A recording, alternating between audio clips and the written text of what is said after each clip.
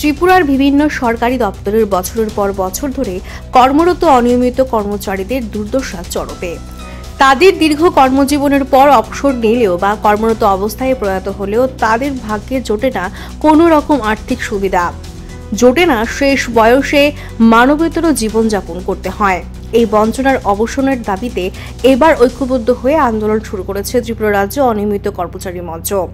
আগামী ৪ জুলাই রাজ্যের মুখ্য সচিবের কাছে ৭ দফা দাবি নিয়ে এক ডেপোজিশন প্রদান করা হবে।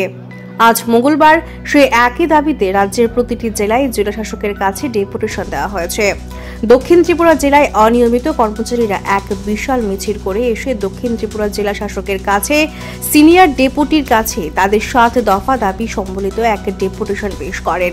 এদিনের এই কর্মসূচিতে উপস্থিত ছিলেন ত্রিপুরা রাজ্য অনিয়মিত কর্মচারী মঞ্চের যুগ্ম আহ্বায়ক রতন দেবনাথ সহ অন্যান্য নেতৃবৃন্দ উপস্থিত ছিলেন এবং কর্মচারীদের উপস্থিতি ছিল চোখে পড়ার মতো।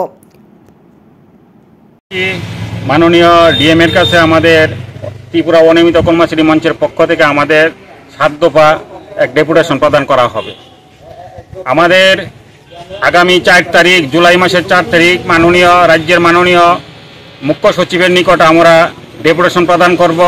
সেই উপলক্ষে আমরা রাজ্যের যে ৮ ডিএম আছেন, ৮ ডিস্ট্রিক্টের ডিএম এর নিকট আমরা ডেপুটেশন প্রদান করব। আমাদের যে দাবিগুলি আছে, দাবিগুলি যাতে পূরণের লক্ষ্যে সরকারের নিকট যাতে ডিএম এর তরফের থেকে যাতে করা হয়, আবেদন করা হয়। মূলত কি কি দাবি? আমাদের দাবি আছে অনিয়মিত কর্মচারীদের নিয়মিতকরণ করতে হবে, নিয়মিতকরণ সাপেক্ষে সমকাজে সমবেতন প্রদান করতে হবে। যে সকল অনিয়মিত কর্মচারীরা অবসরে চলে গেছেন বা চাকরিরত অবস্থায় যারা মারা গিয়েছেন তাদেরকে এককালীন ১০ লক্ষ টাকা ক্ষতিপূরণ দিতে হবে এবং যে সকল অনিয়মিত কর্মচারী আছে যারা আপনার অর্থ দপ্তরের অনুমোদনহীন যারা, তাদেরকে অর্থ দপ্তরের অনুমোদন স্বীকৃতি দিয়ে তারা হয় ডিআরডব্লিউ নয় ক্যাজুয়াল ওয়ার্কারের স্বীকৃতি প্রদান করতে হবে।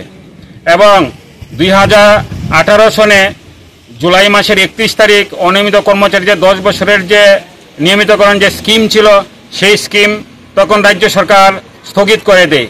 আমরা দাবি করছি সেই অনিয়মিত কর্মচারীদের স্থগিত করা স্কিম যাতে পুনরায় চালু করে, এরকম আমাদের ৬ দফা দাবি রয়েছে। কি আপনি সংগঠন কি?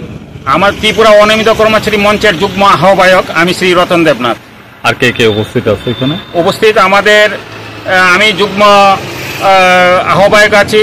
আমাদের আর বাকি এখানে আমাদের যে সংগঠনের যে আছে এক্সিকিউটিভ বডি আছে, এক্সিকিউটিভ বডির কয়েকজন মেম্বার এখানে রয়েছেন আমার সাথে।